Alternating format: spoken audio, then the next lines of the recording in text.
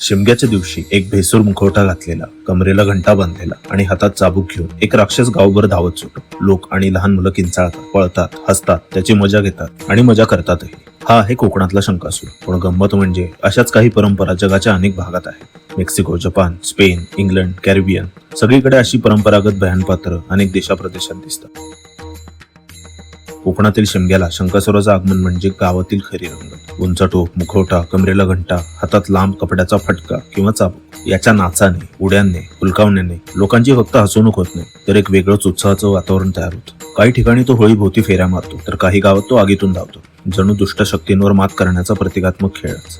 पण ही फक्त कोकणाची कहाणी नाही. मेक्सिकोच्या ग्युरेरो प्रांतात टायगर फाईट नावाची परंपरा आहे. गावकरी वाघासारखे पोशाख घालतात, हातात दोरीचा चाबूक घेतात आणि एकमेकांना फटके मारतात. या फटक्यांमधून नुसता खेळ नाही, तर देव त्रालोकला त्यांनी पावसासाठी केलेली प्रार्थना असते. काही ठिकाणी स्त्रिया देखील या लढतीत उतरतात. याच भागात लाको लोलेरोस नावाचे शेतकरी चाबूक वाजवत नाचतात. तो आवाज जणू वीज कोसळल्यासारखा पावसाला पाचारण करणारा भासतो.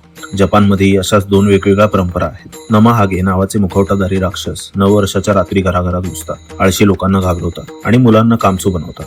तर ओकिनावातील पांतू चिखलाने माखून गावभर धावतात आणि लोकांना चिखल फासतात. या घाणेरड्या पण शुभ स्पर्शाने गावातील अपाय दूर होतो आणि नववर्ष शुद्ध होतं. म्हणूनच याला युनेस्को वारशाची मान्यता मिळाली आहे. स्पेनच्या गॅलिसिया भागात कार्निवलच्या काळात पेलिके इरोस नावाचे भव्य वेशभूषा केलेले पात्र रस्त्यावर धावत सुटतात. त्यांच्या हातात असतो झामारा नावाचा चाबूक. ते लोकांना फटके देतात, पण शिक्षा म्हणून नाही, तर शिस्त आणि सामाजिक एकता जपण्यासाठी. इंग्लंडमधील हॅक्सीहुड या खेळात तर फुल नावाचा व्यक्ती मोठा चाबूक आणि भुसा भरलेली पिशवी घेऊन जमावाला फटके मारतो आणि त्यानंतर गावभर सुरू होतो शेकडो वर्ष जुना पारंपरिक खेळ.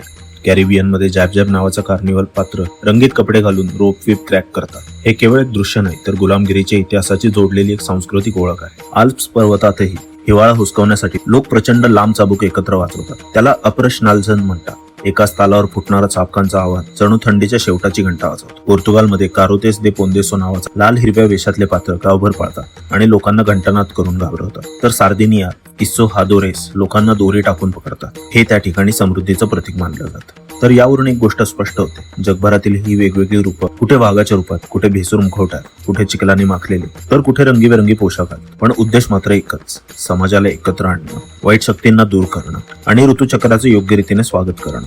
कोकणातला शंकासूरही याच कुटुंबातला, थोडा भीतीदायक, थोडा खेळकर, पण शेवटी लोकांना एकत्र आणणारा.